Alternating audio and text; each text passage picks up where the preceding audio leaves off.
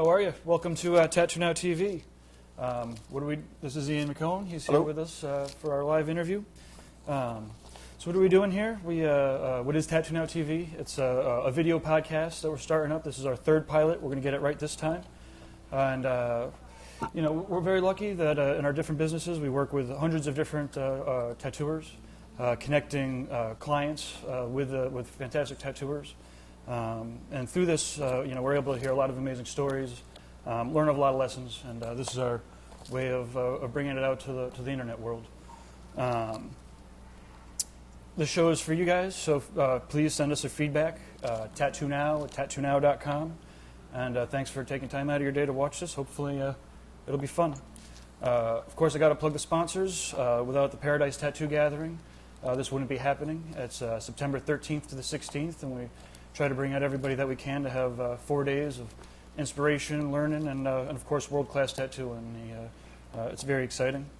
We're filming this, or we're webcasting this from offthemaptattoo.com, and we're in Easthampton, Massachusetts.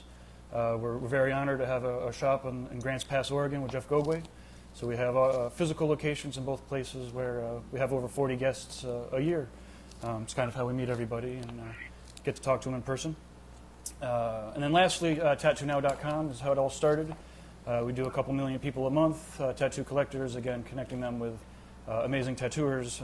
We build websites as well as mobile apps. So you can feel free to go to the Apple Store and download the TattooNOW free app. So last episode, or the last pilot, we were interviewing Marvin Silva from Long Island, or originally from the Philippines, and with Durb. You can find that on TattooNOWTV. This is going to, again, this will be our final pilot. This one we're going to post up in its entirety. And from here on out, we should be doing them every couple weeks with great in-house guests and great Skypers. So what do we have coming up this time? As I mentioned, we've got Ian McKown as our in-house interview. We'll talk about our conventions that are coming up, or a couple of different conventions, events that you can find us all at. We have a Skype interview with Durb Morrison from Hell City fame and True Tubes and now Red Street Tattoo. We'll go into a group talk where we've got some open questions, so if you do have any questions for any of us, TattooNOW at TattooNOW.com. We'll be checking the emails in the breaks. Then to wrap it up, we'll run through a bunch of tattoo of the days from TattooInspiration.com. Check out a bunch of great work from amazing tattooers. Run off a couple videos from Tattoo Artist Magazine, and then be done with it. Hopefully we'll go have a tasty beverage. The videos for our Tattoo Artist Magazine, you want to stay tuned. We've got I believe we have a Thomas Hooper and then a Mike Malone tribute. And so this is where we'll check out the next ad we have coming up is for the Paradise Tattoo Gathering. And paid for all the equipment, paid for our time. So please go. It'll be fun.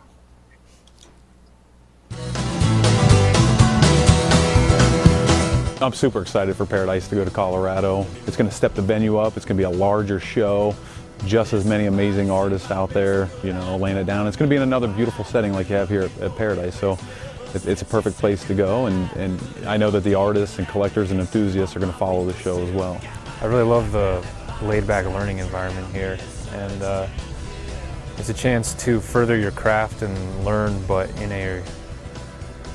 a relaxing, peaceful environment. The good thing about the Paradise Tattoo Gathering is the educational aspect of it and the community aspect. I mean, a lot of the artists that are here are just top-notch. They're from all around the world, so it's a great collection of artists, and they're here to learn. They're here to teach.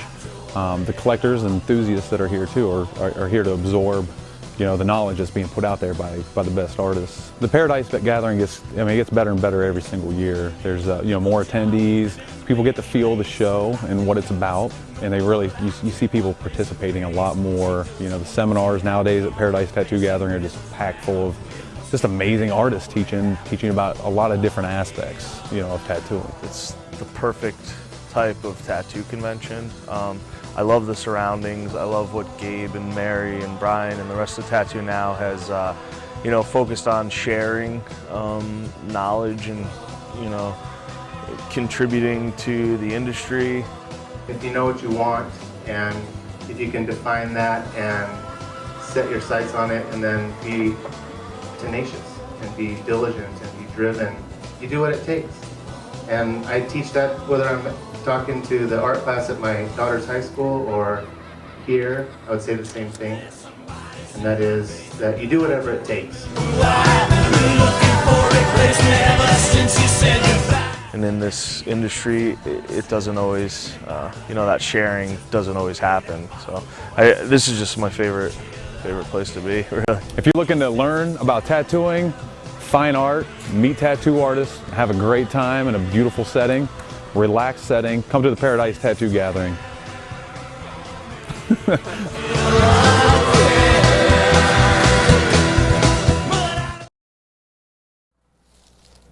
Hey, how goes it? Well, we're back here for our interview with Ian McKown. Is that how you pronounce it? McKown. McKown. We'll be showing some of his tattoos while we're chatting a little bit.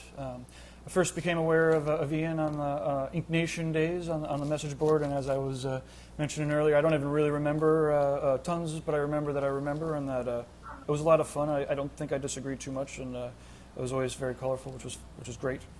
So why don't we get started? So you've been tattooing you started in the Denver area back in... Yeah, I started 9 years ago. As of Monday, I think it was 9 years. And I had no ambitions towards being a tattooist or a fine artist or anything. I just happened to be someone that was getting tattooed quite a bit. And eventually, I had asked one of my tattooers like what it took. I was just sort of curious about tattooing in general. And he kind of laid it out to me, and it sounded kind of interesting. So he said, get some work together if I thought maybe I wanted to do it. And I was able to get a small portfolio of, really, really crappy drawings together, and somehow got the job. And it's been 9 years. Before that, I was corporate, so I was wearing a tie and buttoning my shirts every day. And I'd say now I don't actually own a single button-up shirt, which is good, and no ties. And nothing's wrong with them, of course, but... I'm dressing up for this. Yeah, I'm dressing up as well, I guess. And but it's been good.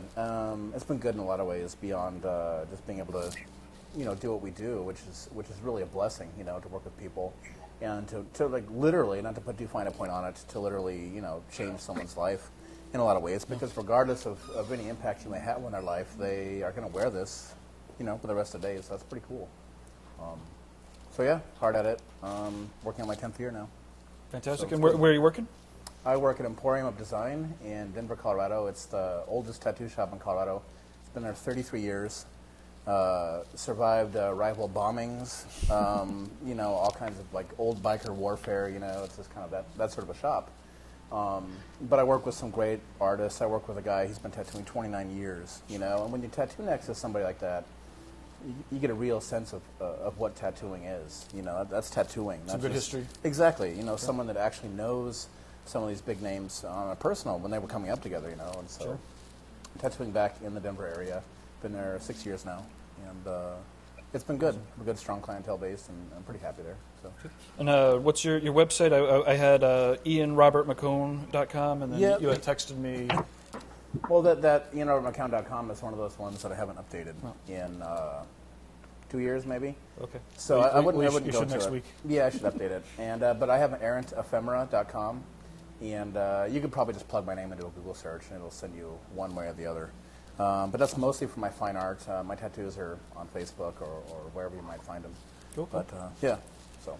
Well, would you care? I'm sure that some of the viewers, and certainly over time, that more and more viewers will have known you through Ink Nation. You want to touch base on some of that, some of the lessons, or that was when your first step into the rings? So. Ink Nation was born around the time when BME Zine was this really big modification website.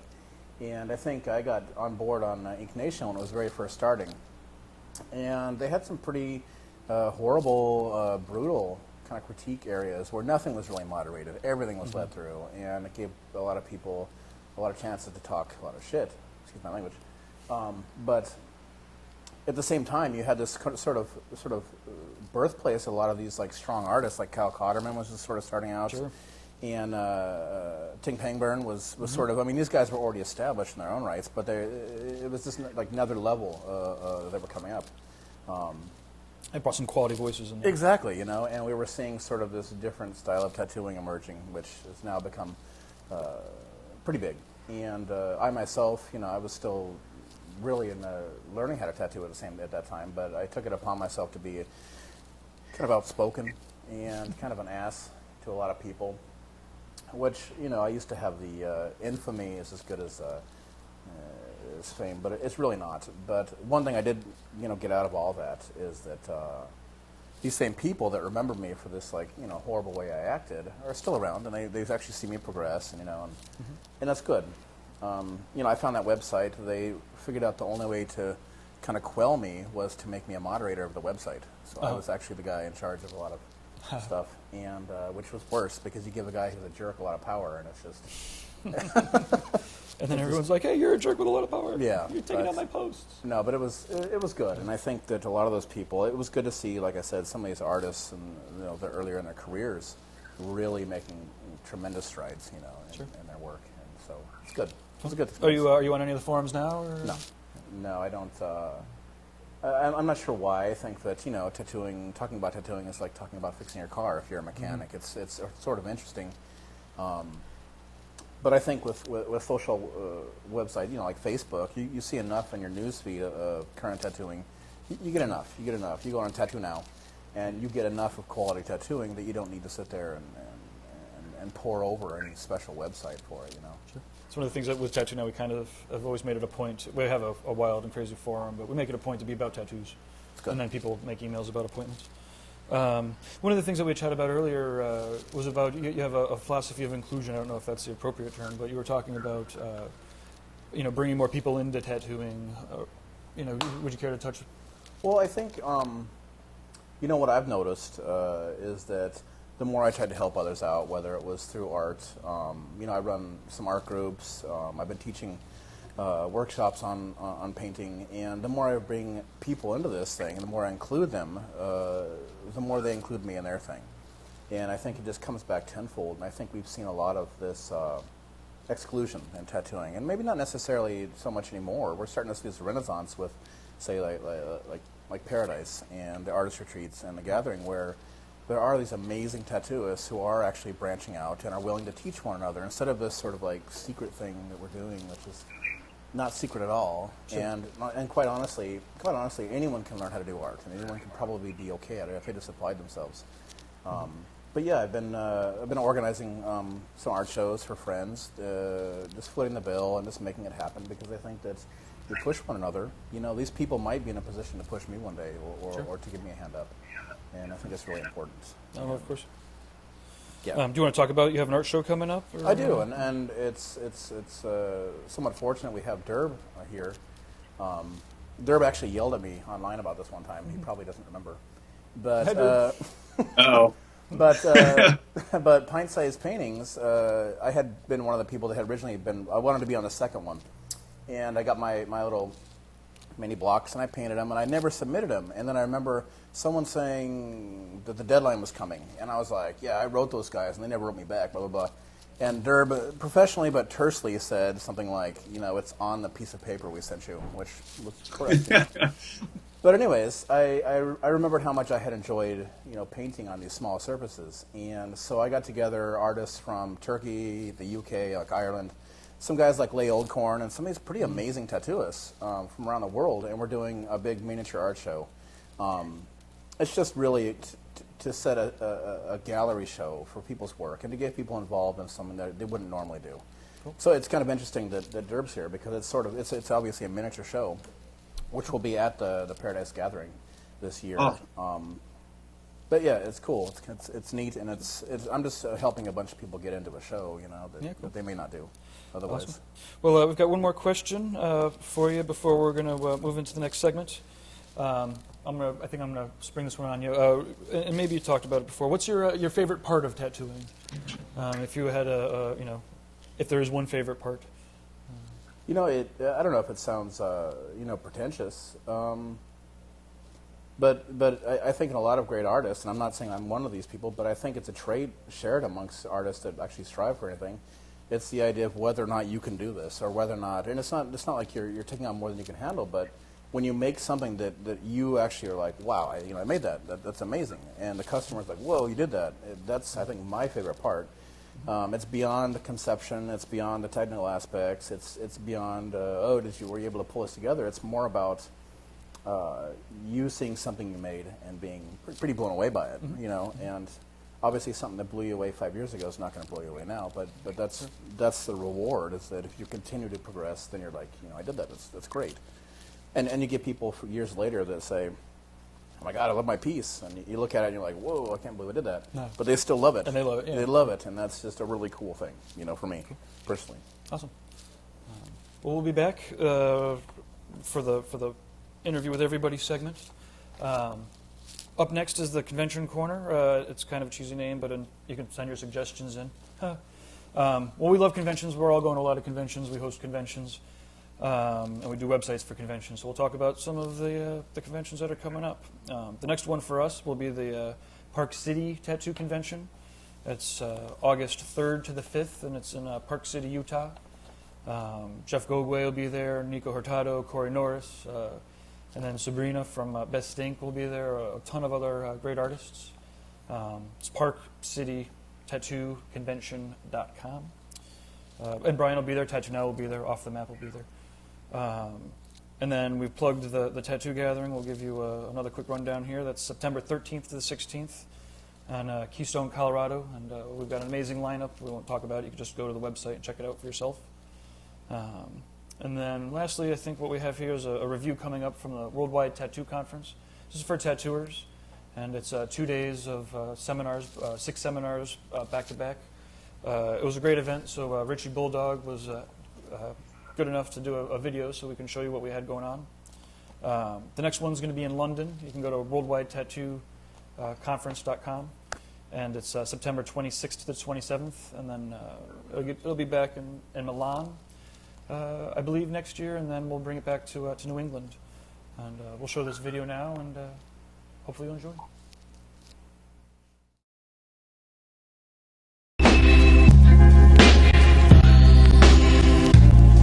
We are moving the tattoo community in the right way, you know, because we all are ready to improve.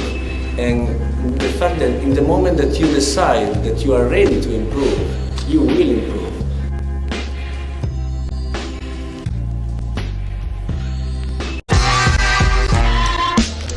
What the fuck, Bob Taylor?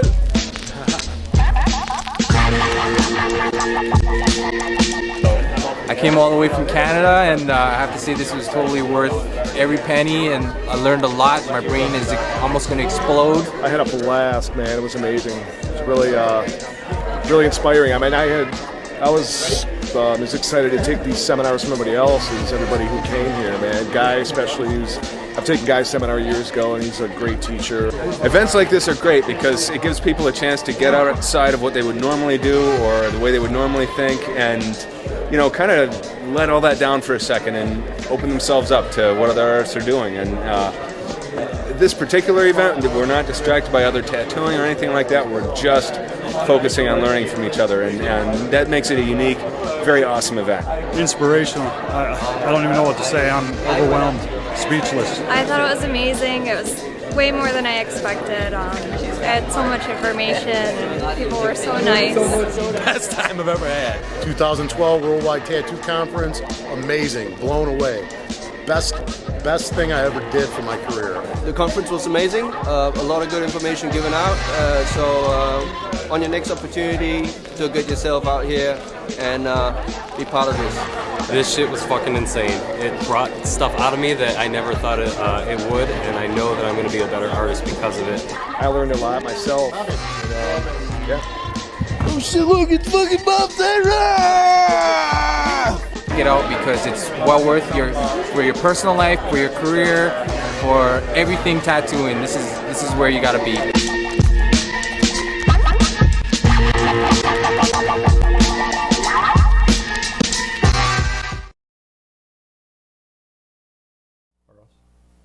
Hey, how goes it? Well, we're back here now, and we've got Durb on the Skype from Columbus, Ohio. You there, What's up, Durb? everyone? How you doing? Pretty good. So we're going to check out some of his tattoos after we see his smiling face there. Hey, how goes it? Hey, so now, like I said, this will be the official... What started? How the Durb Morrison story started? How long ago when you started tattooing? How'd you get into it? Okay, you know what? I started tattooing. Well, I started getting tattooed when I was 14, and then around 17 is when I actually picked up doing tattooing, you know, myself, and I'd always done art, and then you had a bunch of crazy punk rock friends that it really allowed me to kind of like just tattoo all those guys and you know, learn kind of, I don't know, in a different realm where there wasn't any consequences or anything like that. So I had a lot of trusting friends that knew I'd already done art. And I was, you know, it kind of took a lot of the pressure off of me, like learning to tattoo. And then those guys were going up to a guy named Tim Miller, who learned from Marty Holcomb and things like that in Columbus, and was showing him a lot of my tattoos that I was doing on those guys. And he saw that I had potential. So pretty much he told me right out of high school to come up there and start working for him. And the rest is history. After that, I started working for Tim's Tattoo Studio right out of high school. He sold the studio when I was about 19 years old, and I packed up with a guy named Dean DeKine, and we moved out to California, and you know, that began all my traveling and kind of really, I guess, learning more outside of just the studio that I was in at the time. You know, I was exposed to a lot of just amazing artists. Kerry Barba, Dean was amazing himself. Just that time. So traveling around, you know, that was about, I don't know, 90, 92, 93. And then I worked for Sailor Moses. I ended up getting the offer from Sailor Moses after I tattooed for him in Sturgis one year, which was crazy. Huh. And and I moved down to Biloxi, Mississippi, and started tattooing for Sailor Moses. And at that point, you know, I thought I knew everything at that point, you know, and he really kind of just, you know, gave me a full, you know, 360 and really kind of put me on the right path as far as like understanding more tattooing, I guess, how to make needles, tuning machines, kind of more the mechanics of tattooing. So after that, I moved back to Columbus, Ohio, where I live now, and opened up Stain Skin Tattoo Studio back in 1994. You know, and a lot of really good things happened after I opened up the studio, you know, and I continued traveling, but got to meet a lot more artists, guest artists coming through, got to work alongside a lot of like really amazing artists like Phil Holt, Gunner, Tom Cinnamon, just tons of good artists back then. So, and then I got actually, you know, started working on the Hell City Tattoo Fest. Once I got that going, you know, it was kind of one of those things that you had to give up one for the other. So I ended up, you know, 15 years later, I sold both my tattoo studios at that time just to focus on the Hell City Tattoo Festival because everybody was pretty much enjoying it. And, you know, it was kind of changing things, in my opinion, and a lot of people's opinions. I was changing a lot of the ways conventions were being ran, the focus on the artists. So abandoning the studio allowed me to focus more actually on the Hell City Tattoo Fest. So that's put up my new studio, Red Tree, about 4 months ago. So it's good. It's a different format than what I had Stain Skin as. Hey, before you get too much into Red Tree, and while we're still on Hell City, maybe we'll run the Hell City documentary video. Yeah, we're going to be releasing this documentary next year at the Hell City Tattoo Fest in Columbus, Ohio, and it's gonna have some you know, some special screenings for actual tattoo artists, wristbands. We're going to do special screenings over the weekend, but it will be available to purchase there as well. Awesome. Well, we'll check it out. Cool.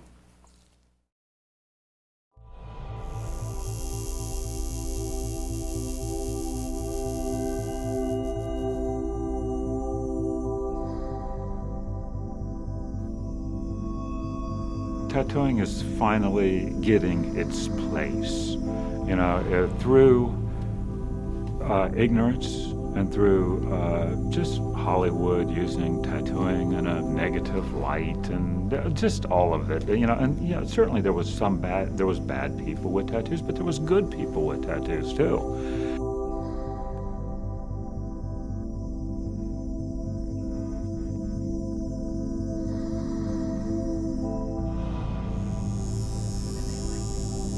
And I didn't actually do this to myself to to, you know, make myself into a sideshow oddity.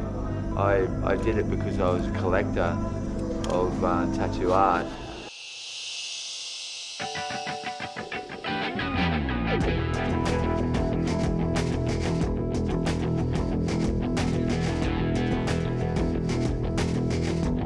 We just want to push it as far as we can. We always want to invent new things and bring people together and push ourselves as artists and represent a tattoo artist or artist first.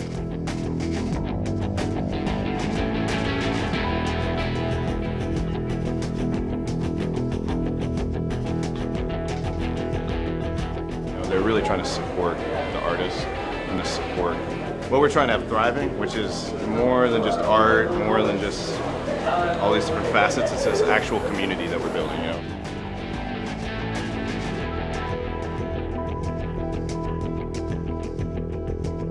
I'm really welcome to see people accept tattooing in society, and Hell City's done a great job of promoting that. I mean, you know, my hat's off to them. My philosophy as far as life goes is that, you know, you're here to enjoy it and you're here to live it and all that, but you're also here to make a mark in some way.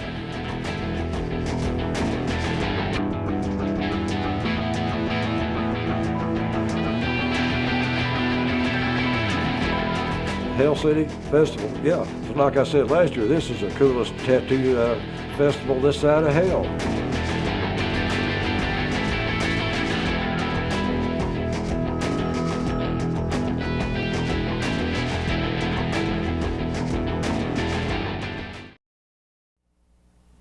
Well, we're pretty excited for that documentary. It's we've been going to Hell City for a long time, and I've been able to dodge the camera there, but have been able to check it out, and the video looks awesome. So Durb, Red Tree, after selling a shop years ago, running Hell City, now you're back to being a shop owner. Didn't scare you off too much. So what's new? What are you doing different this time? Why are you excited? Let's hear about it. Well, you know, I mean, after I sold Stain Skin and was just working on Hell City, I was actually tattooing privately here out of my private studio at my home. You know, and I did that for about 6.5 years, and it really allowed me to, I mean, I got a lot of tattooing done, a lot of artwork done. I was able to like really focus on the convention, but I was always missing the studio in some manner, you know, even from the day I sold it. So it's kind of like you miss the camaraderie, you miss the, you know, the creative environment with other people in there, and you just miss seeing people coming in, you know, like friends and stuff like that. So, you know, not too long ago, me and a guy named Adam France putting together a new studio. It's called Red Tree Tattoo, and it borders the Arts District here in Columbus, like right downtown Columbus. So it's a really great location. It's kind of by where my old studio was, so it's nice to be back in that area. But the format it's completely different. It's not a street shop. It's appointment only. So really the only people that are walking in there, we don't have any street traffic walking in because there's no signage. It says Red Tree about this big on the door. Other than that, it's so unassuming that nobody on the street knows it's a tattoo studio. It's kind of like one of those things, if you know it, you know it. So the format's nice. We're not interrupted. That's one thing I didn't want. After working privately and being able to really focus on all my projects and stuff like that without any distractions, I didn't want that with the new studio. So that's why we went the more of the private format with Red Tree. You know, and I needed a place, as True Tubes is growing, space, you know, for everyday orders and things like that. So what we did is we found a really nice location. It's all natural. It's got hardwood floors, brick walls.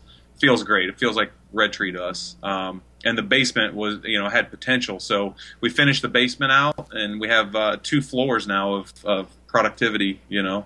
Awesome. So it's nice. What's the best way for people to get in touch with you guys? Well, you can go to redtreetattoo.com. And that'll link you up with all the artists there. We have myself, Adam France, who's awesome. He does like a lot of science tattoos, organic, bio stuff. Everyone knows who Gunner is. Gunner's working. It's funny because you know, me and Gunner are working again together, and he used to work for me back in the Stained Skin days, and then when I sold the studio, he went and did Gods and Monsters and all that. So we're back together working at Red Tree, and it's really cool. And then a guy named Kevin Stress is getting ready to come on with us here in September. So the crew's grown a little bit. You know, we're not going to have too many people in there. Keep it, you know, small and quality. But we've had a lot of guest artists coming through too, which is a lot of fun. Right after Hell City, as you know, we had, you know, Russ Abbott, Adrian Domick, Nathan Sheko. We had a lot of good friends that came after Hell City to tattoo at Red Tree, and they stayed up till I think like 6 a.m. tattooing, and they just had a blast, you know. So I think that's going to be a regular thing now after Hell City, is a group of guest artists is going to work out of the studio. So you know that feeling. Oh yeah, hell yeah. Awesome. Hey, so real quick for the tattooers that are watching, you touched base a little bit about TrueTubes. You want to give us the 30-second, 1-minute pitch? Sure. 30 seconds or 1 minute. So yeah, TrueTubes pretty much came about because, you know, I wanted to work disposable, and a lot of artists wanted to go, you know, work disposable. But as we all know, as tattoo artists, the plastic tips make your coil machines run completely wonky. It slows the machine down, so it's not being as efficient, you know. So TrueTubes came out of the need for a disposable tube that operated like a steel tube. So we developed, you know, steel tip disposable tubes, and then we just developed Ergo Squish TrueTubes, which are the first adjustable, ergonomic, disposable steel tip tube. So awesome. And what's the website for that? I'm sorry? What's the website? TrueTubes.com. Fantastic. Cool. Well, we're going to jump into the next segment. First, we're going to be plugging our next free webcast. It'll be July 21st for down at Alex Gray's Sacred Hall of Sacred Mirrors. Hall of Sacred Mirrors? Chapel of Sacred Mirrors. There you go. And it's very exciting. Guy Aitchison and Michelle Wortman and Alex and Allison and James Kern and Nathan, they'll be doing a visionary tattoo discussion panels, and Guy and Michelle are getting together a real good seminar. So we'll show that video, and then when we come back, we'll be cycling through some of the tattoos of the day. So we'll check out this video from the visionary show.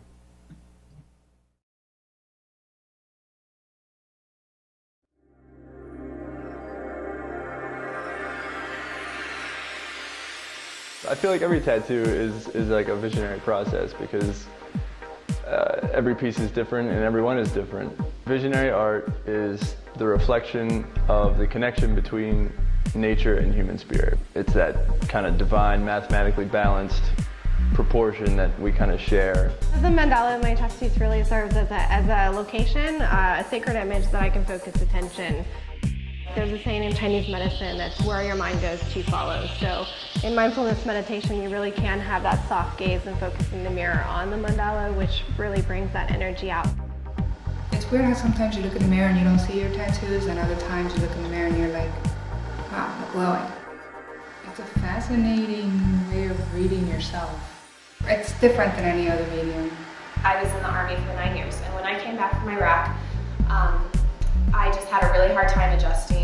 I heard that collecting tattoos was just a really good form of release for a lot of people in different ways, so I thought that I would try that as a form of healing.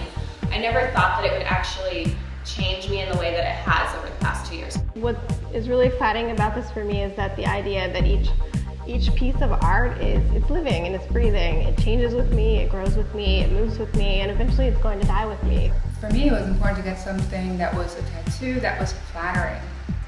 But I also wanted to have a way of tying together these two ideas of evolution and mechanics and that kind of changing world that we're in. It's like an evolutionary process. You know, as I collect more, I kind of know more about myself. Collecting this tattoo collection has made me feel beautiful again, and I've kind of grown into a new person on numerous levels, just on the inside and the outside. It's helped me heal.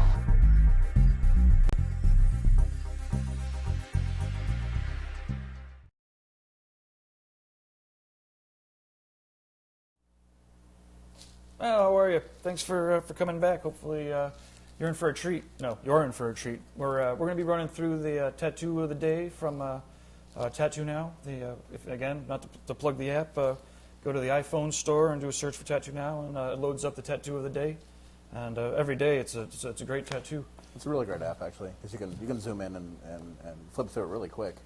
You know, it's there's very little distractions. It's great. So, well, hey, let's start checking them out. Brian, I'll start throwing them on the screen here.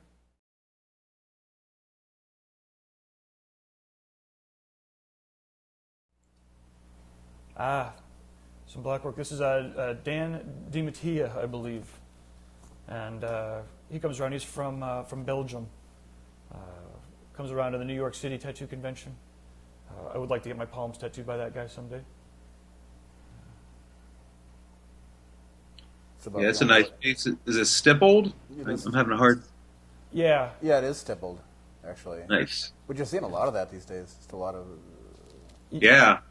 Definitely, it's taken a lead here. Nathan Pacheco's doing a lot of that, too, you know? As well as you're seeing a lot of, like, traditional tattooers who have, wanted to get that stippled look in the past with some whipping of their machines. They're actually going in and stippling a little bit just to really like hammer that home. I've noticed quite a few. Dan's been he's been doing this at this for well over 10 years too, which is fun. He like I said, I'm excited. I always like seeing his work get uploaded. Yeah, it's a nice balanced design as well. Very cool. Yeah, this is the Adrian Lee back piece. She's from Analog Tattoo. I believe it's analogtattoo.com. And, wow. I would like. Yeah, that piece is amazing. I mean, the composition of it on the body is amazing. The complementary color aspect of it's amazing. He's really got that figure popping forward. I don't know if the thing in the middle is existing, but he really gave that a lot of energy to it right there too. Any idea how long it takes for to do a piece like that? Yeah. I'm not sure how fast he tattoos, but 50 to 100 hours probably.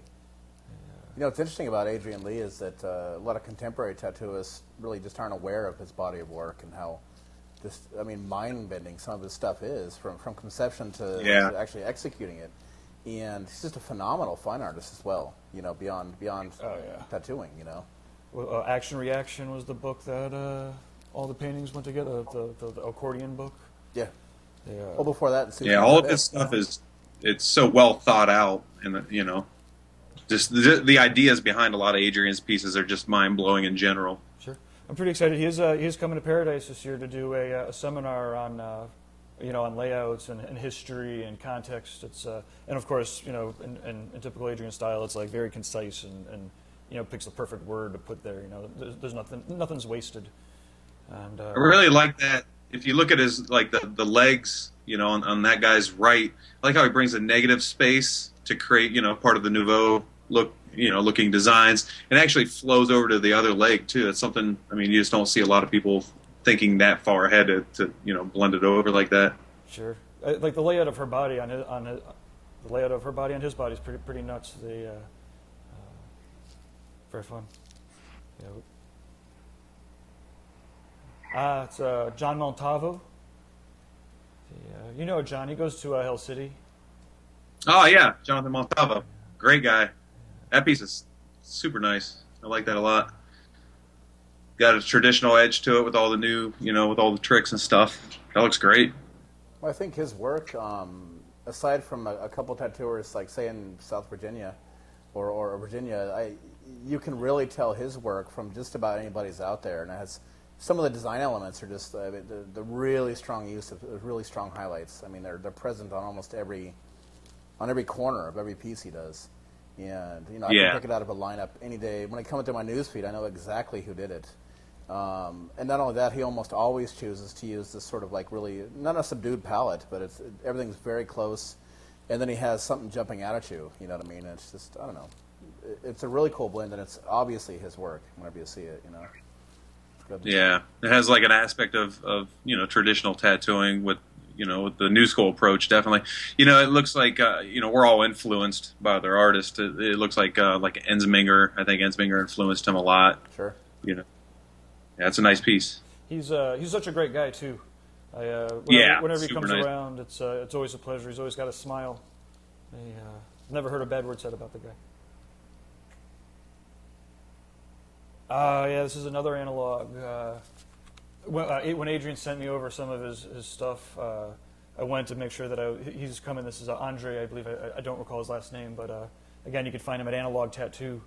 And yeah, I didn't put up Adrian's stuff for a day or two after I saw this and put this up. Yeah. Smooth. Yeah, I think it's called Golden Koi. There's a couple other angles on the website.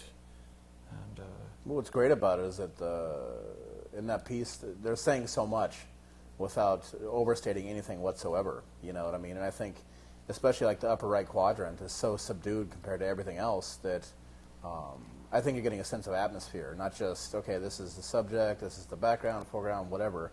You're actually just getting sort of a feel going on there, and I think that's it takes a lot of forethought to get something like that across, especially on screen. Yeah. I like the contrast in the background too. How, like you said, how simplistic it is at the same time. You know, it just really pops that fish forward. This would be a great tattoo to show somebody who's like, they want 10 different ideas in a really small space. And you're like, wait, no. Koi, back. Simple idea, real big. Makes for a very impressive tattoo for sure. Well, I'm very excited to see his work in person too at Paradise. London, from California. Best Ink. Yeah. There we go. On a magazine, I just saw 7-Eleven. Something's on a Awesome. magazine on the newsstands, sitting on a throne of some sort. Very nice. I like how he encased it with all the ornamental, like the ornamental frame. Looks really nice too. Yeah, it's good to make the piece sit there on the shoulder, and not you know. I mean, it's fun to see how people deal with portraits in different ways. He's a good guy. I'm pretty psyched to have him on board. He updates pretty frequently on TattooNOW. And then some more portraits. This is Liz Cook, and she's in Dallas, Texas, I believe. She's opening up her tattoo shop. Yeah, she's one of those artists that awesome. Initially, when I started coming across her work, it was one of those artists where you just stop and you just want to yell like Photoshop, and you want to yell that they've done this and done that, and what your real reaction that you're getting is that, oh my God, this is amazing. You know what I mean? And it actually has nothing to do with her over photoshopping her work or anything. Regardless of her subject matter, her stuff is just brilliant. As far as execution. Sure. The thing with Photoshop is if you're a really good tattooer, the photo is never really going to do the actual tattoo justice. I mean, I guess there's always the fresh tattoo kind of thing going on, but at least for real good quality tattooers, whenever I've seen the tattoo in person, it's like, holy shit, that looks fucking way better than the picture could portray. Oh yeah. And so sometimes, but again, obviously, Photoshop is a tool that gets used, and some people use it to make the tattoo look better. But those people get sussed out. I mean, at least in reality, they'll get sussed out pretty quick. I think one thing that's really good in her work, and say an artist like Kyle Cotterman, is when you see a color portraitist that can actually go through with realistic or semi-realistic color tones instead of like a bag of Skittles for the palette. They're actually going in and making it look like a real skin palette. And I think that takes a lot more forethought than just picking some blue colors and some red and going for it. And that shows a lot of her talent, I think. Baxter. It's hard to say any fucking geesh. Oh yeah. Genius. I mean. Yeah. Bottom line, look at that. I mean, like how things go out of focus there. Awesome. NickBaxter.com for anybody that doesn't know, they should go immediately there. Yeah. That's awesome. Nick's great. Like when he got into Dark Side, I don't know, 6 months, a year into his tattoo, and everybody was like, where did this guy come from? And he just has been going for it ever since. A real inspiration. Yeah, he really is. I mean, the way his tattoos look are like his paintings, And another thing about Nick's work is it's very, well thought out, has a lot of meaning behind it, So well, yeah, I mean, it's very inspirational when you look at any of his work. You're wondering what's behind it. What's the theory of the piece. I think another hallmark of his work is he wears a lot of his political beliefs, on his sleeve when it comes to some of the work he approaches and how he approaches it. And I think you see a lot of it. Definitely. You can see his footprint, his own personal ethos in his work. And a quick tale of the one and only time I ever met Nick. I didn't actually meet him, but there was this little guy staring at me across the room. And I was like, who the crap is this guy that's staring at me? I thought he was like mad dogging me. But I think he was just looking at like, who the heck is this jerk with a tattoo face, like standing across the room, you know what I mean? And I went home and I had no idea what he looked like. And I was like, who was that? I checked the registry and it was Nick. So Awesome. It's not a good story, but in my mind it was a big drama and it ended well. It's always fun. Obviously, there's always, maybe this actually might be a good, this is a horrible time to talk about drama. I was going to say, later we'll be talking about drama, and it's amazing sometimes, how all the ripples go out. But anyways, Baxter, obviously, he's changed the way I did business, years ago. I realized, again, his marriage of his beliefs to his artwork and to his stuff, I was like, made me think about my work the same way. And I don't create art, but in my business, I include my political beliefs or my philosophies a lot more for sure. I was a little annoyed because he's younger than I am, and that was such an important lesson to learn. I was like, yeah. But everybody, I got to be humble, as everybody, and obviously everybody's got something. And Nick's going for it, so he'll have a lot to share for a long time. His seminar is awesome, and he is not doing a seminar at Paradise this year, but he will be there tattooing. And if you get the opportunity to get to one of his seminars again, you absolutely should. So that was the Tattoo of the Day segment. What we have Good stuff. Yeah, it was a lot of fun. Again, tattooinspiration.com is where all those tattoos end up. And then, again, there's probably 200 of them or so on the free app. And hopefully people will end up downloading that. We're going to go into the group discussion now. Here we go. So this is where we're all here. It's pretty much a bunch of open questions, a couple that got emailed in, a couple that we made up ourselves. If you have any questions, feel free to email TattooNOW.com. We'll be doing more of these in the future with a variety of guests. So just to open it up, maybe a funny story. Maybe everybody could share their getting their first tattoo story. What was the first tattoo that you got? And just real quick, just to make sure that we always end on a happy note, you might also talk about the first great tattoo that you got. I can start off. My first tattoo, I went into a shop in Reno, Nevada, and this is 21 years ago. There, and I saw a Spalding dragon on the wall, and I wanted one because in the movie Kung Fu, I guess when you graduated, you became like a master. You grabbed this like hot cauldron, and it would put like a dragon on one side and a tiger on the other. So that's kind of what I wanted. And we'd had like stick and poke tattoos growing up. I gave myself gang names on my arm. I had Joker right there, and that's silly enough because white suburbia. I wasn't in a gang.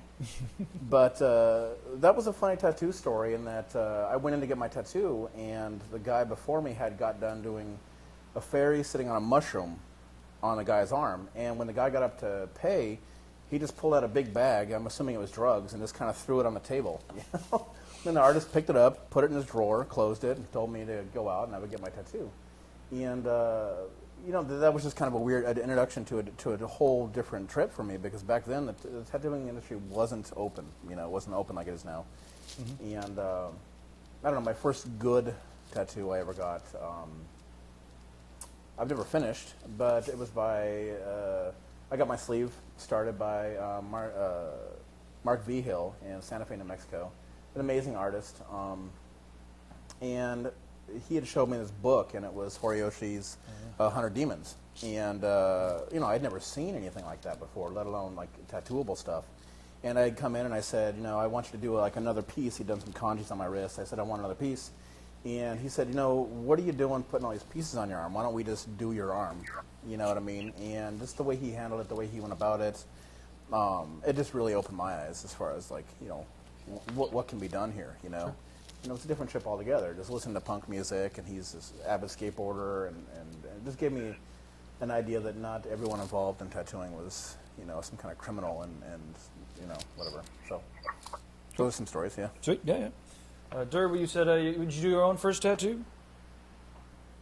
I got my first tattoo. Actually, I was 14 years old. You know, we were a bunch of skateboard punks that were into art. You know, and anything rebellious at that time. You know, so yeah, I got my first tattoo. It was a little straight edge X on my ankle that was hand poked with needle and thread. Real shitty, horrible idea. It's been covered up. Guy Easthampton covered it up when he did my whole leg. My second tattoo was actually from Tim Miller, one of the guys that I ended up tattooing for right out of high school.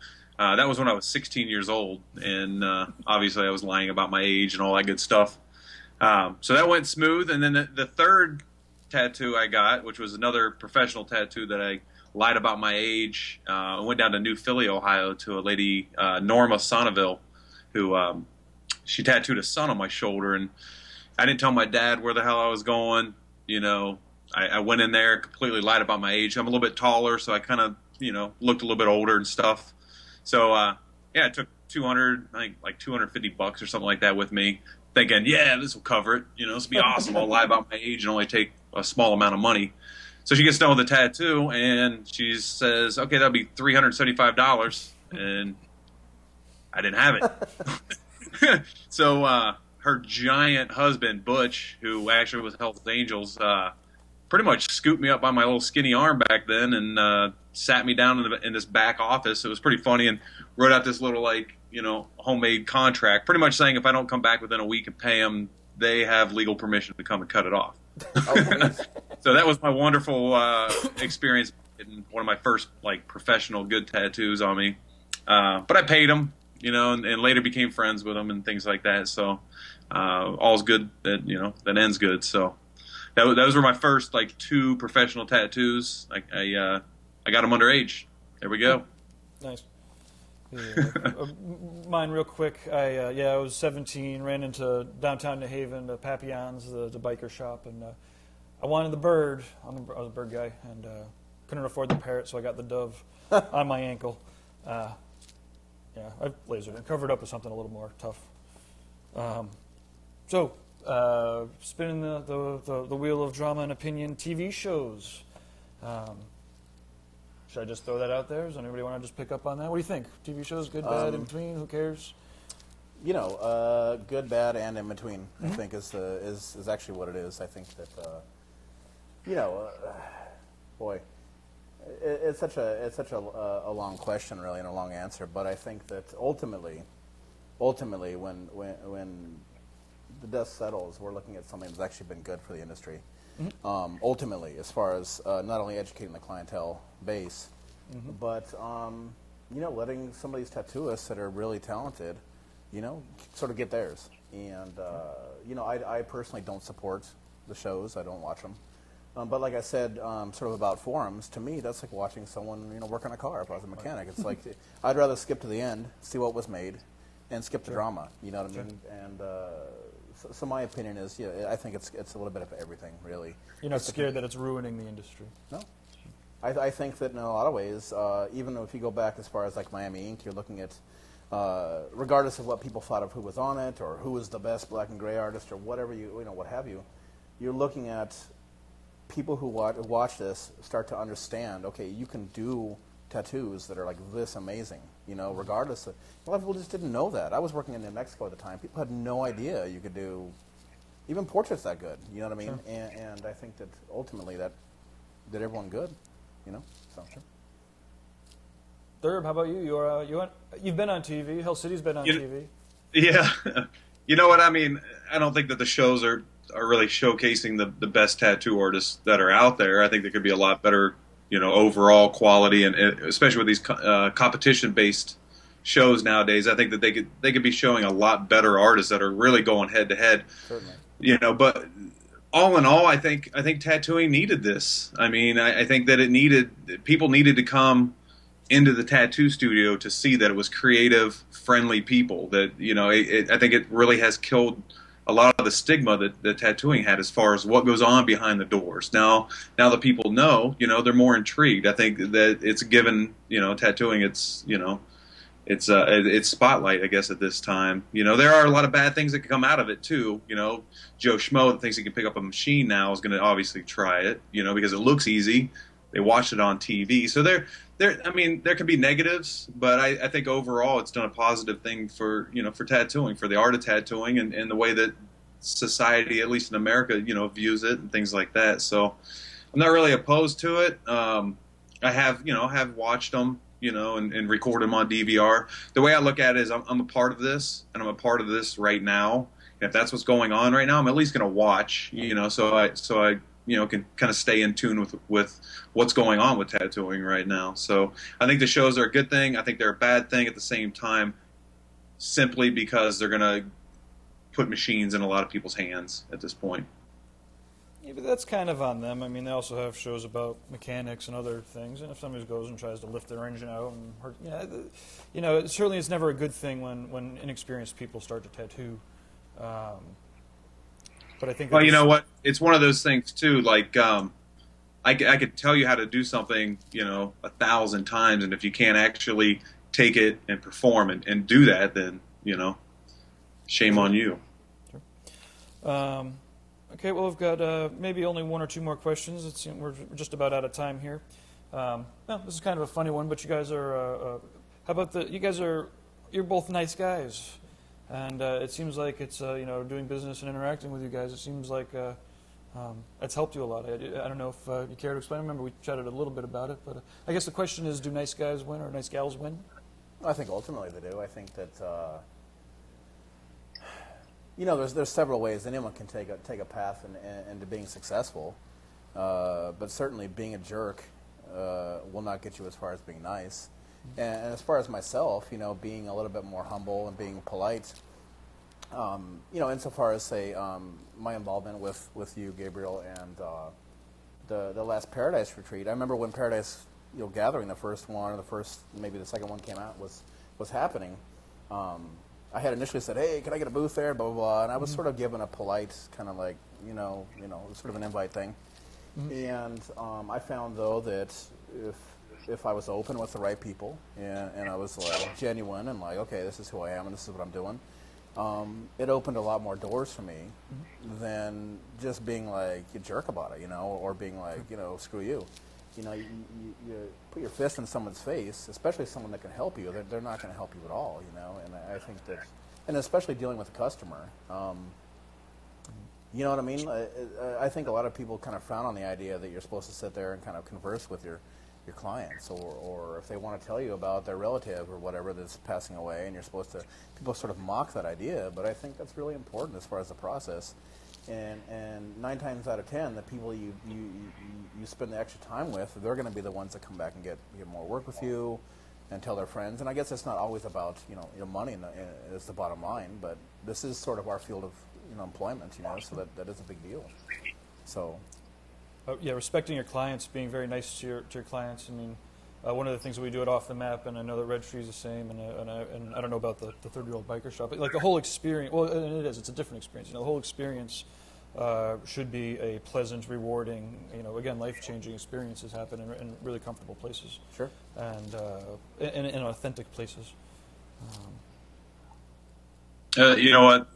One of the ways the way I look at it too is we're very fortunate to be a part of what we're doing, to be a part of tattooing, and the people that you meet along the way, not just tattoo artists, but the clients. I mean, everybody's, generally friendly. I think you don't really need to carry any kind of chip on your shoulder for any reason. So I found that, generally I'm a nice guy. I mean, if somebody's an asshole, then I know how to react to that too. But yeah, being nice and being really, I guess, responsive to your clients and all that. It's part of it, man. It really is. You can't sit there. We do something that's very different than almost any business on the street. We physically touch people, put them in a good amount of discomfort, and expect them to sit still. Part of our job is, I don't want to say the psychiatrist thing, like, people want to hear the sob stories and all that, but it's there. You have to converse with your client. You have to put off a friendly atmosphere, and if you can't naturally do that, you're kind of in the wrong field, somewhat. True. Because tattooing is a very personal thing, and being a tattoo artist, you take on a lot of different responsibilities with not only performing the tattoo, but taking care of your client as well. Sure. When people are asking about what kind of classes they could take in college to prepare themselves to be a tattooer, I generally will recommend a psychology class. Really? Yeah. Yeah. That's the first thing It would to teach, have like- done me really well. Luckily, I grew up with a lot of crazy people, so I figured it out that way. But yeah, I mean, just all the different personality types. And again, you need to be comfortable with a variety of different types of people from all walks of life. And if you're not comfortable with them, then they feel that the tattoo doesn't happen as well. True. So, you know, I know I've never taken a psychology class. I don't know if anybody's ever taken me up on that, but you know, in a business class, you know, it's all things that help. I mean, obviously art and all the other things. So we got one last section coming up here. This is the we'll play a couple of videos. We've got the Thomas Hooper video, and then we'll go right into the Mike Malone, the Rollo tribute video, and then we'll wrap it up. That'll be the night. Great. Fun.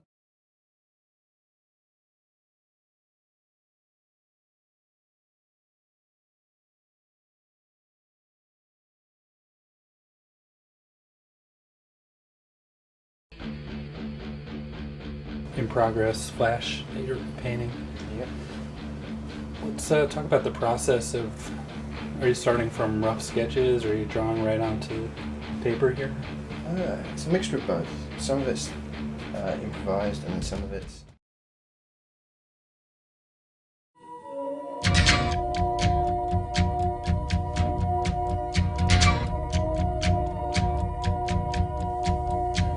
So you wish that you were able. There's a king at the back of the stable. Yours looks where he wants to be. A mind divine madness as a crux for ability. Well, it wouldn't be a pilot without something going wrong, right? Luckily, we could edit this before we put it into the archives. This will go into the archives, TattooNOWTV.com, and we'll throw it up on the YouTubes. And I can't thank Ian and Durb and everybody enough. Brian, of course, and all the Tattoo Now crew, and Mary and Off the Map, and my wife and kid, and everybody that puts up with all this. And, well, Durb, can we count on you coming back again in a couple weeks, or figuring out something else to talk about? I'm sorry? Are you going to come back at some point? To Off the Map? Well, to the video. Or off the map. Or off the map. To what? To the video, to the Tattoo Now TV. Oh yeah, man! I love this. Actually, I think this is a really good thing. I think it's it's definitely the first time it's been done in tattooing. You know, so you're making strides, you're changing things with it. You know, I'm honored to be on here to you know, help get it going and stuff too. And I think it's just gonna keep getting bigger and bigger and bigger. You know, and the way you do things, man, you guys all do everything super professional. So from the time that we did this first one till this one, things are a lot smoother. You know, so I only see really good things happening with this. Well, maybe what we'll do next time is we have the capabilities of doing double Skyping. So maybe we'll have you there in the corner as a guest host for some of the interviews. And definitely. We have some pretty exciting guests lined up to come in future shows. There was a couple thunderstorms in the Midwest that stopped some things, but we've got Crash from Tattoo Artist Magazine was talking about Skyping in. We got Skypers can come from all over the world. Exactly. And if you have any suggestions, if anybody has suggestions, TattooNOW at TattooNOW.com. And well, thanks again for watching. We'll end with an ad, and then you'll find us at the Luthier's Co-op for a tasty beverage.